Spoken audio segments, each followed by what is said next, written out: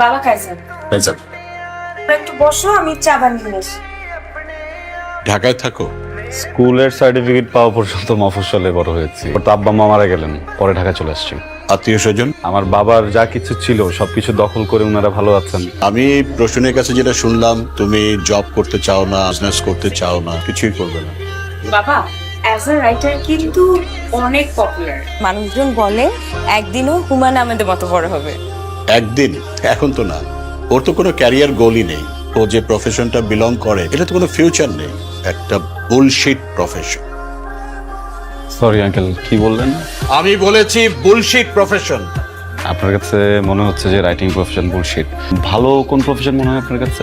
দুর্নীতি করা, ঘুষ খাওয়া। Shut up! কি বলছো তুমি? আপনি আপনার বুকে হাত দিয়ে বলেন তো, এই যে আপনার বাড়িতে আপনি এরকম দামি সোফা রেখেছেন, আপনি যে স্যালারি পান ওটাতে যায়, আপনি ঘুষ খান না? কাইজার, এটা দেখার দায়িত্ব কি তোমার? তুমি কার সাথে কথা বলছো জানো? আমি একজন ঘুষখোরের সাথে কথা বলছি। Shut up! তোমার বাবা মা তোমাকে কোনো শিক্ষা দেয়নি? প্লিজ বাবা মাকে নিয়ে কথা বলবেন না। তুমি আমার বাড়িতে এসে কথা বলছো, আমাকে অপমান করছো। আপনি বাবা মাকে নিয়ে কথা বলবেন না। তোমার বাবা মা হচ্ছে অশিক্ষিত, মূর্খ। আসলে কি জানো আর সে তখন থেকে দেখছি বাবা একটা কথা বললে তুমি কথা বলেই যাচ্ছ। উনি একটা বয়স্ক মানুষ, উনি না হয় তোমার কোনো কথায় বিরক্ত হয়েছে, তাহলে একটু বুকটা বন্ধ করে রাখো। কাইজার বাসা থেকে বের হও। আমার বাবা মাকে নিয়ে কাইজার আমার বাসা থেকে বের হও। আমি আমার দারোয়ান আজকে ডাকতেছি না, এটা আমার ফাইনাল ডিসিশন। আমার সাথে আর কোনো ধরনের যোগাযোগ করবে না, বের হও। বের হও কাইজার।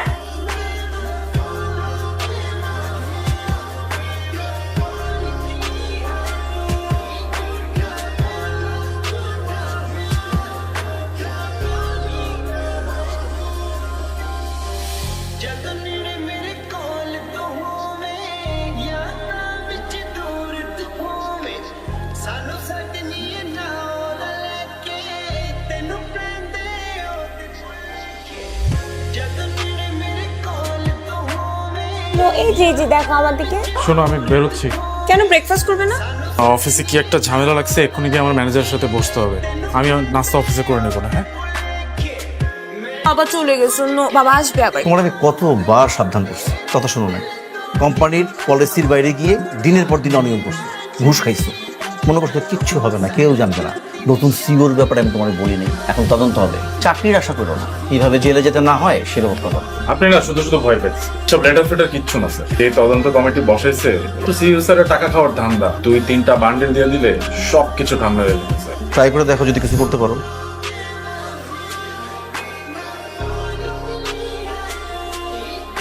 কি হয়েছে তোমার? কিছু না। কিছু তো একটা হয়েছে, বলো আমাকে। অফিসের একটা ফাইন্যান্সিয়াল প্রজেক্ট নিয়ে অনেক বড় ঝামেলা হয়ে গেছে। এখন না আমি বুঝতেছি না আসলে কিভাবে কি ম্যানেজ করবো। তো ম্যানেজার স্যার তো তোমাকে অনেক স্নেহ করে, উনি কোনো হেল্প করতে পারবে না? স্যারকে বেশ কয়েকবার বলছি। কিচ্ছু হবে না, এত টেনশনের কিচ্ছু নেই। ম্যানেজার স্যারের সাথে তো আমি কথা বলেছি কয়েকবার, একটু কি করা যায়, টেনশন করো না। এই যে শুরু হয়ে গেছে, ঘুমাতে আসো।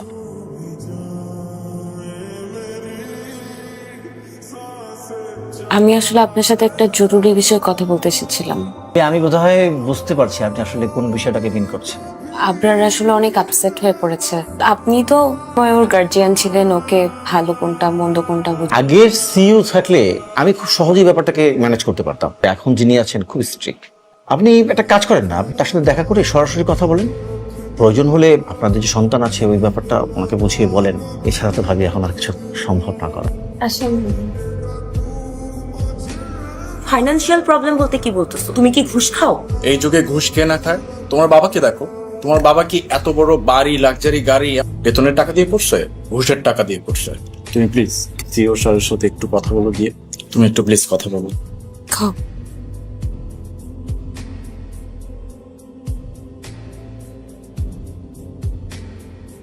কাইজার, টিমের সবাইকে কনফারেন্স রুমে আসতে বলুন। কাইজার, ওনাকে বলুন আগামীকাল আসতে। আপনাকে জন্য ফোন করে তারপর আসে।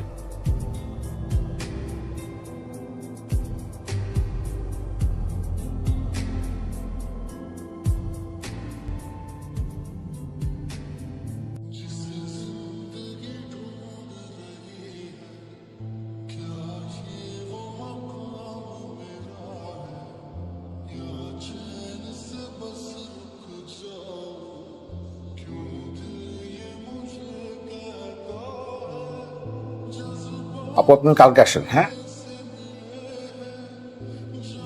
স্যারের সাথে কথা বলতে পারছি না। কালকে আবার যেতে বলেছে। মহান আদর্শবান সিওর বাচ্চা করছে, প্রত্যেকটাকে জেলে পাঠাইছে। এই হারামজাদার বাচ্চা কোনোভাবেই আমাকে ছাড়বে না। তুমি প্লিজ আরেকবারের জন্য লাস্ট ট্রাই করবা। Your my last. তুমি প্লিজ আরেকটা বার একটু কথা বলে দেখো ম্যানেজ করা যায় কিনা। উনি ম্যানেজ হলেই সবকিছু সলভ হয়ে যাবে। একটু দেখবা প্লিজ। কাইজারকে ফোন করেন, কখন আসবে সেটা অ্যাটলিস্ট আমাকে জানান। আমাদের এরকম কোনো নিয়ম নেই স্যারকে ফোন করার।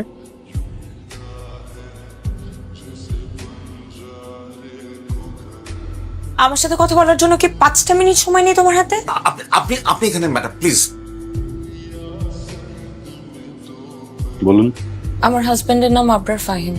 ওর এগেনস্টে তদন্ত কমিশন গঠিত হয়েছে, কিন্তু ও কিছু করে নাই। জি, ইনভেস্টিগেশনে কি অবস্থা?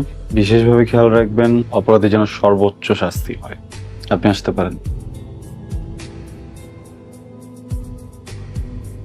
কাইজার, তুমি কি আমাকে চিনতে পেরেছো? জি না, কে আপনি? আমি প্রসূনের বাবা। সরি, কোন প্রশ্ন? আমি আসলে এসেছিলাম আবরার ফাহিমের ব্যাপারে কিছু বলার জন্য। ছেলেটার যদি এখন জেল জরিমানা হয়, আমার মেয়েটার দুধের বাচ্চাকে নিয়ে অসহায় অবস্থা করবে। সমাজের একটা শিশুর বাবা যদি জেলে থাকে, তার বেড়ে ওঠাটা স্বাভাবিক হয় না। লজ্জায়, অপমানে আমার মেয়েটা হয়তো মরেই যাবে। তো এখানে আমার কি করার আছে বলুন? দেখুন মিস্টার, আমি দুর্নীতিবাজ, ঘুষখোর এই ধরনের মানুষগুলোকে না এখন দেখতে পারি না। বিশেষ করে এদের হয়ে যারা সাফাই গাইতে আসে তাদেরকে তো আরো না। আপনাকে একটা অ্যাডভাইস দিই, আপনার জন্য খুব ভালো হবে আপনি যদি এক্ষুনি এখান থেকে বেরিয়ে যান, প্লিজ। হ্যাঁ, আমি জলদি চলে আসবো, তুমি চিন্তা করো না। বলেছিলাম বাবা তোমাকে আবার অপমান করবে। এটা অপমান না, এটা প্রতিশোধ। আমরা পুলিশ দিয়ে ধরিয়ে দিয়েছিলাম, সেই জন্য প্রতিশোধ নিল। কাইজার আমার প্রত্যাখ্যান মানতে পারে, চাকরি, সাফল্য, দুনিয়াদারি এসব কিছুই ওর মাথায় কখনো ছিল না। একদিন সব পাল্টে যায় কাইজার, পাল্টে গেল আমার জীবন।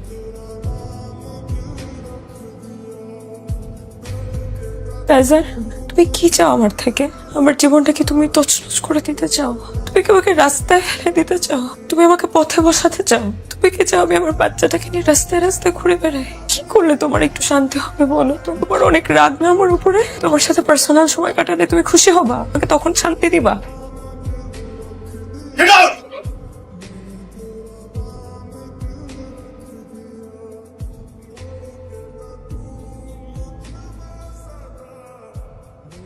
মিসেস ফাহিম, আমি খুবই দুঃখিত আপনাকে এমন একটা জায়গায় ডেকেছি।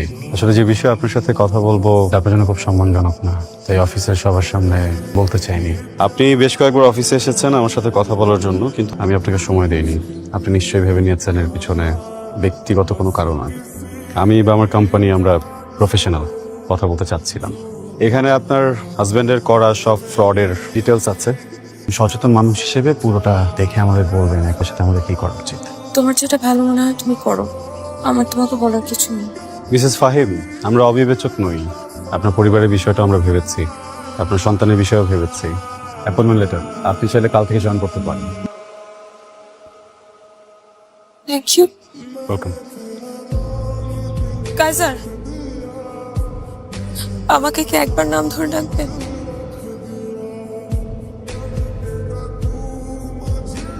Good luck, Prasun.